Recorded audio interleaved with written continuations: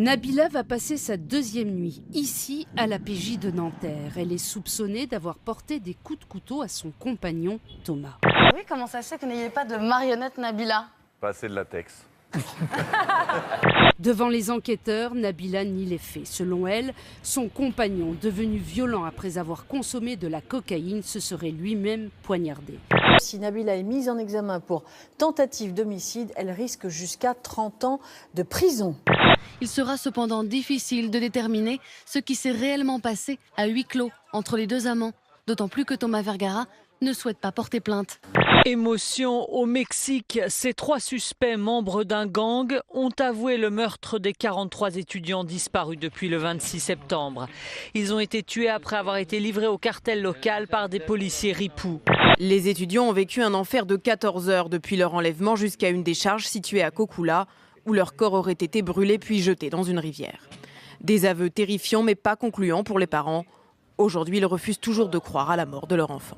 Les risques qu'on a encourus samedi dernier, je crains qu'ils soient toujours présents, voire même accentués pour ce samedi. Donc moi je mets en garde les Toulousains. Rapidement, la situation dégénère. Peu de provocations de la part des manifestants, mais leur regroupement est interdit et les forces de l'ordre veulent les disperser. De nombreuses personnes sont touchées par les gaz lacrymogènes. Un policier est également blessé légèrement au front. 2 experts indépendants ont sorti un rapport qui dit le barrage, c'est pas une bonne idée, les calculs sont erronés, mais c'est impossible d'arrêter les travaux. On dirait un résumé du travail de Hollande à mi-mandat en fait. Jeudi soir sur TF1, François Hollande était en direct face aux Français. Un prime time d'1h45, suivi par près de 8 millions de personnes. J'ai vu un président déterminé.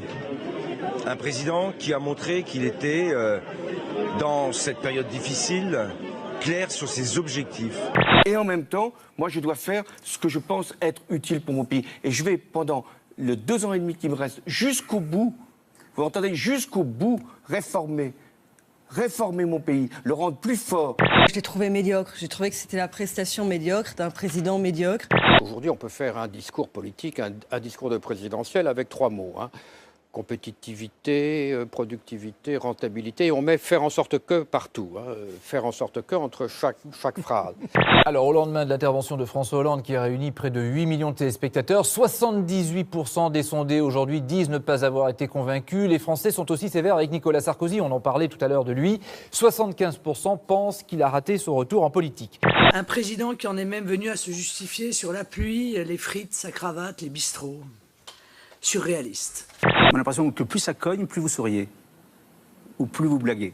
Non, je ne suis pas masochiste. Si vous voulez m'interroger sur mon état de santé, je préfère qu'on me fasse des compliments plutôt que des critiques. Je ne pense pas avoir fait d'erreur. Bien sûr, on va me dire parce que ma cravate n'est pas droite. Et où on en est là, quand on est sur ce jugement de la politique. J'entendais même qu'on me reprochait de manger des frites. L'habit est trop grand pour le personnage. La France, en tout cas, est trop grande pour lui. C'est à elle maintenant de prendre la parole. Alors selon un sondage, 86% des Français ne souhaitent pas qu'il se représente en 2017. Les 14% restants ont dit non, j'ai déjà une Freebox. C'est bon. Nous n'avons pas le droit de rester les bras croisés devant le naufrage de notre pays. Ça va flinguer à l'UMP. Un enregistrement en apporterait la preuve. François Fillon aurait sollicité l'Élysée le 24 juin dernier afin d'accélérer la pression judiciaire sur Nicolas Sarkozy.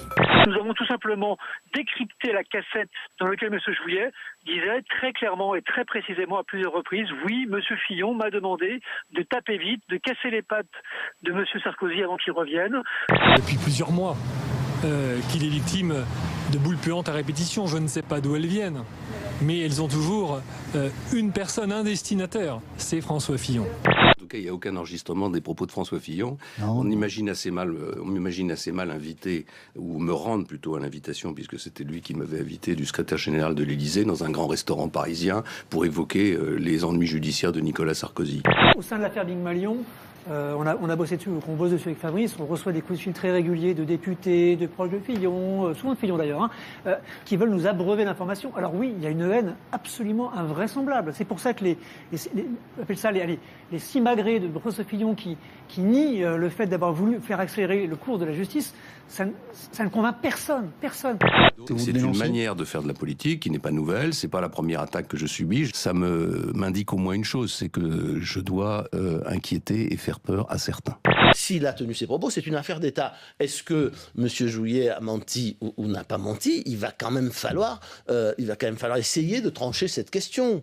Qui est M. Jouyet? M. Jouyet est le secrétaire général de l'Élysée sous un gouvernement socialiste, mais il était hier un sous-ministre dans le gouvernement Sarkozy. Avec François Fillon, Premier ministre. Voilà. Oui, donc mais alors vous voulez dire que... quoi? Mais vous voulez dire quoi? Que c'est Jean-Pierre Jouyet qui est au milieu de la manœuvre? Ce sont les mêmes. C'est la fange un petit peu qui est devenue la vie politique française. Ce sont ces hommes-là qui ont fait de la vie politique ce qu'elle est aujourd'hui.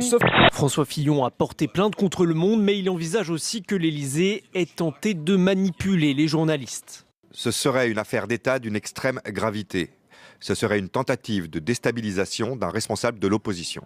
Je ne peux pas ne pas voir dans ces attaques invraisemblables une forme de déstabilisation et de complot.